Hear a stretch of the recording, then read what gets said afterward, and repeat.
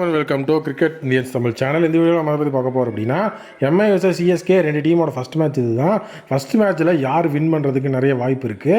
So totally பார்த்தீங்கன்னா prediction analysis டீட்டெயிலாக பார்ப்போம். மும்பை சிஎஸ்கே அப்படின்னாலே அது எல் கிளாசிக்கோ ஒரு ஐகானிக் கிளாஷாக தான் பார்க்கப்படுது. எம்ஏ சிதம்பரம் ஸ்டேடியம் சென்னையில் தான் அந்த மேட்ச் நடக்குது. ஸோ கண்டிப்பாக பார்த்தீங்கன்னா ஒரு மிகப்பெரிய லெவலில் இந்த தடவையும் ஒரு பெரிய லெவல் மேட்சாக தான் இருக்கும். ஹெட் டு ஹெட்டை பொறுத்த வரைக்கும் லாஸ்ட் 39 மேட்சஸில் 21 வின்ஸை எம்ஐயும் சிஎஸ்கே 18 வின் பண்ணியிருக்காங்க. அதே சென்னை நீங்கள் எடுத்திங்கன்னா லாஸ்ட் 12 மேட்சஸில் எம்ஐ 7ஐயும் சென்னை 5ஐயும் வின் பண்ணியிருக்கிறாங்க. மும்பை பார்த்தீங்க அப்படின்னா சென்னைக்கு அகெயின்ஸ்டாக சென்னையோட ஹோம் கிரவுண்டில் ஸோ ஹிஸ்டாரிக்கலி செமையாக ஒரு ரெக்கார்டு வச்சுருக்கிறாங்க.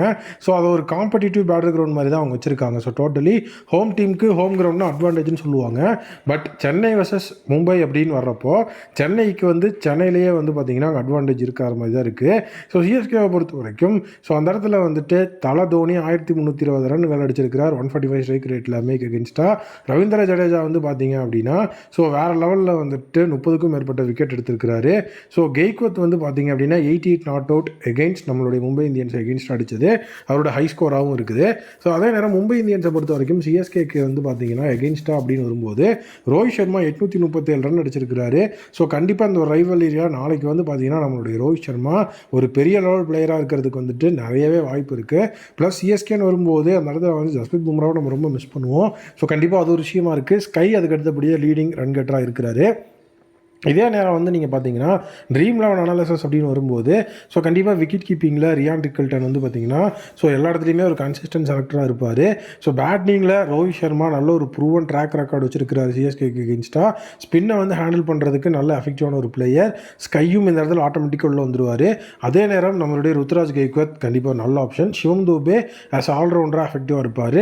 ஸோ ரவீந்திர ஜடேஜா, ஹர்திக் பாண்டியா இவங்கெல்லாம் பார்த்தீங்கன்னா ஸோ அந்த இடத்துல கண்டிப்பாக நல்ல ஒரு ட்ராக் வச்சிருக்கிறவங்க. பட் ஆனால் இங்கே ஹர்திக் பாண்டியா கிடையாது. ஸோ அதனால் ஆல்ரவுண்டர்ஸாக நம்ம ரொம்ப வயசாக தான் சூஸ் பண்ணணும். ஸோ பவுலிங் அப்படின்னு வரும்போது ஸோ நோட்டபிளி பார்த்தீங்கன்னா ஸோ கண்டிப்பாக நல்ல பவுலர்ஸ் நம்மக்கிட்ட இருக்கிறாங்க. போல்ட்டு, அதுக்கப்புறம் சகர், ஸோ அது எல்லாமே பார்த்தீங்கன்னா கண்டிப்பாக ரொம்ப எஃபெக்டிவான பவுலர்ஸு. ஸோ சிஎஸ்கே அப்படின்னு வரும்போது ஸோ நம்மளுடைய சைடில் மிச்சல் சாண்ட்னர் ரொம்ப எஃபெக்டிவாக இருப்பார். ஏன்னா சிஎஸ்கேக்கு எகெயின்ஸ்டானா சாண்ட்னர் ரொம்ப ஆப்ஷனரி எஃபெக்டிவாக இருப்பார். ஸோ இங்கே ஸ்ட்ராட்டஜிக் டிப்ஸ் அப்படிங்கிற ஒரு விஷயம் நான் சொல்ல போகிறேன். ஸ்பின்னை டாமினேட் பண்ணியே ஆகணும்.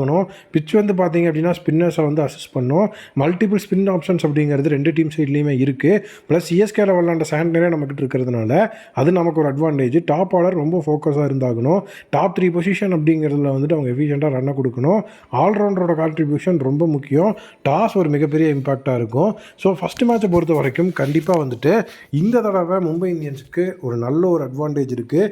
காரணம் என்ன அப்படின்னா ரொம்பவே பார்த்தீங்கன்னா அவங்களோட சைடு எல்லாமே செம ஸ்ட்ராங் பண்ணியிருக்கிறாங்க. ஸோ அதே நேரம் இன்னொரு முக்கியமான விஷயம் என்ன அப்படின்னு பார்த்தீங்கன்னா நம்ம சிஎஸ்கே பிளேயர்ஸ் 2 பேர் அந்த சைடு இருக்கிறாங்க. அது ஒரு பெரிய விஷயம்.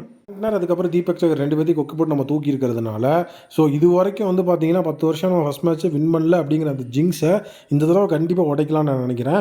ஸோ அதுவும் எம்எஸ் டோனி வர்சஸ் நம்மளுடைய தலைவன் ரோஹித் சர்மா அப்படிங்கிற விஷயத்துக்குள்ளே வரப்போகுது. ஏன்னா ஹர்திக் பாண்டியா இல்லை. ஸோ என்ன தான் ஸ்டாண்டின் ஸ்கிப்பராக அந்த இடத்துல ஸ்கை இருந்தாலும் உள்ளுக்குள்ளே கேப்டன்சி அப்படிங்கிற இனிஷியேட்டிவ் அப்படிங்கிறது கண்டிப்பாக ரோஹித் சர்மாட்ட இருந்து சூரியகுமார் யாதவ் வாங்கிக்குவார். அதில் எந்த விதமான டவுட்டும் கிடையாது. ஸோ கண்டிப்பாக அந்த ஜிங்ஸை இந்த தடவை நம்ம உடச்சே ஆகணும். வேறு லெவலில் சிஎஸ்கேக்கு அகெயின்ஸ்டாக ட்ராக் ரெக்கார்டு, பிளேயர் ரெக்கார்டுன்னு எல்லாமே நமக்கு சாதகமாக இருக்குது. அதை ஈஸியாக நம்ம உடச்சி கொண்டு வரணும் அப்படிங்கிறது தான் என்னுடைய ஒப்பீனியனாக இருக்குது. நாளைக்கு மேட்ச்சில் பாஷாவா ஆண்டனியா அப்படிங்கிற மாதிரி தான் இருக்க போது. மும்பை வின் பண்ணி கண்டிப்பாக அவங்களுடைய ஜிங்ஸை உடைப்பாங்க. நீங்கள் என்ன நினைக்கிறீங்க அப்படிங்கிறத கமெண்ட்டில் சொல்லுங்கள்.